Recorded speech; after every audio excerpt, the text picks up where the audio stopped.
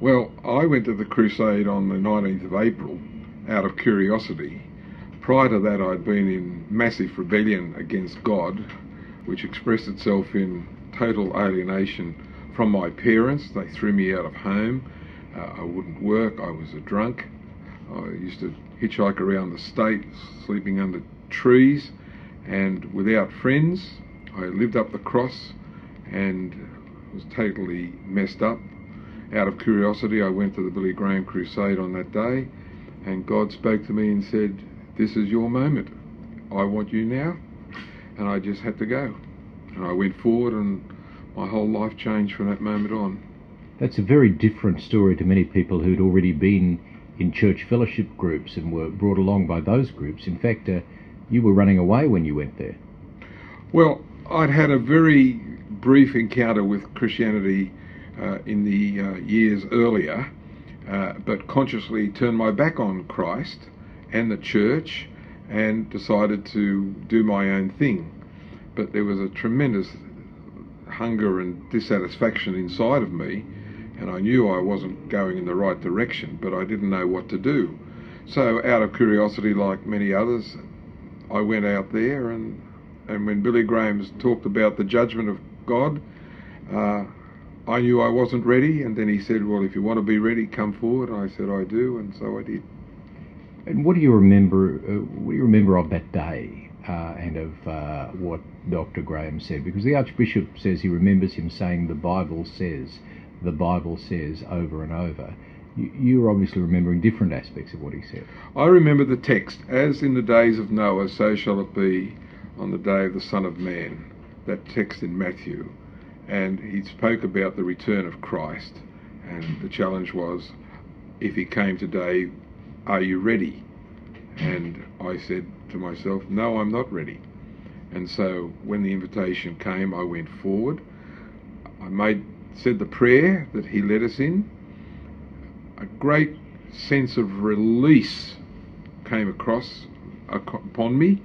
And as I was walking home across the park there at Moore Park back to King's Cross, I remember thinking to myself very clearly, "Bruce, at last you've found what you're looking for. You're never going to give it up." So I went to church that night at St John's, Darlinghurst, and met people that have become friends, have been my friends ever since. And it was from my experience at St John's under Archie Morton, the rector, and Peter O'Brien, our student minister at the time, that my whole life was consolidated as a follower of Christ. And your life certainly changed. What was your parents' reaction to it? Well, I was not allowed to see my mother and stepfather because of my bad behaviour, but my conscience said I had to go out there and at least ask for forgiveness. So the next Saturday I rang them up and said, "Can I come out and see you?" They didn't actually want me to come, but I came, and we spoke on the front lawn because they wouldn't let me into the home. And I said, "Look, Mum, I'm sorry.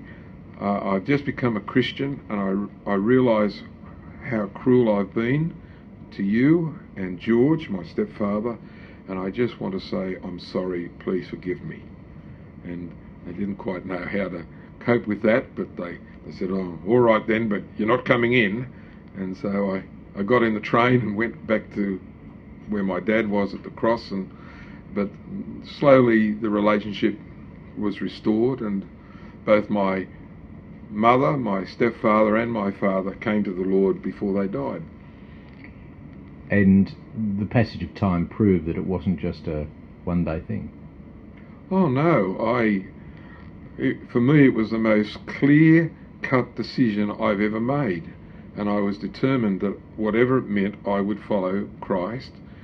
And I'm sure I've done it all that well, but I started reading the Bible. By the time Billy Graham had left, in 3 weeks after my first meeting, I had read through John's Gospel 5 times, as he said we should, and then I went to the rest of the New Testament, and I just became. We started preaching in the open air up at King's Cross. We had a little group, a fellowship group there, and we used to do that every Sunday afternoon. We only ever got one convert, but he turned out to be a missionary with Worldwide Evangelisation Crusade. Spent 30 years in Sardinia. So if we only got one convert, it wasn't a bad one. And what are your thoughts now, looking back, marking 50 years since that time? I'm just so thankful that I was forgiven my sins. The Lord has always been with me through good and bad times, and even very bad and hard times. And my passion for the gospel and for serving Christ is as strong today as it ever was.